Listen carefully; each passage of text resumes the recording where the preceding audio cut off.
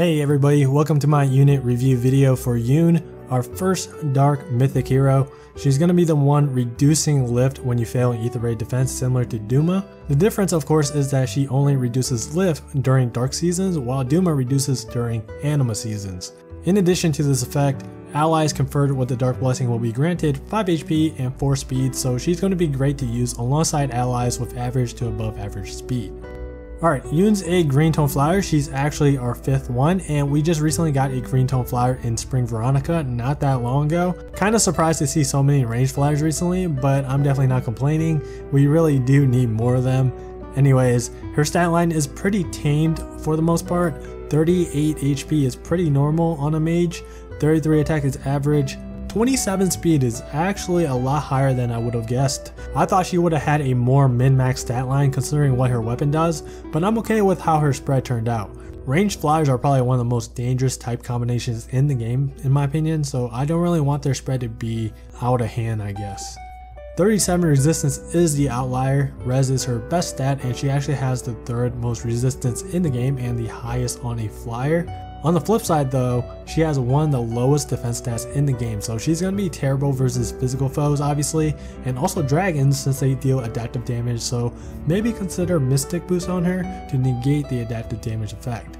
With stats like this, if you plan to use her on your AR defense team, you really got to make sure that she's somewhere in the back row where she won't get picked off easily. She has a lot of utility in her kit, she's fragile, so put her in the back row, let her do her thing, and set up a rally trap for her so that she can teleport to the front row with aerobatics or fly formations, rally an ally, get danced, and 1-round KO somebody. I think that's going to be the best way to use her for AR defense. Now, as for skills, she has a unique weapon called Chaos Manifest. It grants 3 res passively, and if the foe that Yune is attacking is inflicted with a negative status, then Yune will gain 6 attack during combat, and she also gets the ability to make a guaranteed follow-up attack. This is similar to how Rid's unique weapon works. They both have the same condition, but the result is slightly different. They both get guaranteed doubles when the condition is met, but Rid's weapon also prevents the enemies from doubling. Yune's weapon doesn't have that double prevention effect. Instead, she gains 6 extra attack, which is essentially 12 extra damage for her, which is going to be important. Her base attack isn't exactly super high or anything, but with this attack buff, it looks a lot better. She's gonna be amazing in the player phase, but she still has some problems with tanking counterattack blows since her defense is extremely low. I think if you have an extra Tibar laying around, then consider giving her Sturdy Impact. I think that's probably one of, if not the best A-slot skill for her if you're trying to go for a full player phase build with her. Sturdy Impact gives her more damage and 10 extra defense, which can help her survive counterattacks. It also prevents the foe from doubling, which is really important since her speed is below average. She'll still be mediocre in the enemy phase, but at least she'll become a huge player phase threat. New B skill is Sabotage Res 3. I believe this is the 2nd sabotage skill, the first being sabotage attack. Yune's resistance is one of the highest out there, so she can definitely fulfill this condition with ease. I think sabotage works great with her unique C skill. Her C skill, Chaos Named, is basically a 3-column ploy skill, except that it doesn't target one specific stat. Instead, it debuffs the highest stat among the following 4, being attack, speed, defense, and resistance. Do note that during calculations, the attack is treated as -15, which makes a lot of sense. If it weren't treated as -15, then attack would always be the stat gain debuffed, since the attack stat is increased by weapon might, which is an extra 14 to 16 attack. So if you want to include Yune in your AR defense team, I would try to position her somewhere in the back row like I said earlier, but also somewhere near the middle. But it also depends on which Ether Raid map you're using. Maps in Fae only have 6 columns, so if she's in the middle, then the opponent doesn't really have much room to work with if they are trying to avoid getting debuffed by Chaos Named. If they try to avoid it by camping outside of the debuff zone, then they only have 1 to 2 columns to work with. And if they only have 1 to 2 columns to work with, then it's pretty difficult to avoid getting debuffed by Sabotage Res, which is why I think Sabotage and Chaos Named work so well together. It doesn't matter what kind of debuff the foes are getting inflicted with. If they are getting debuffed in Res, great, more damage for Yune. If not in Res and in a different stat, that's fine too.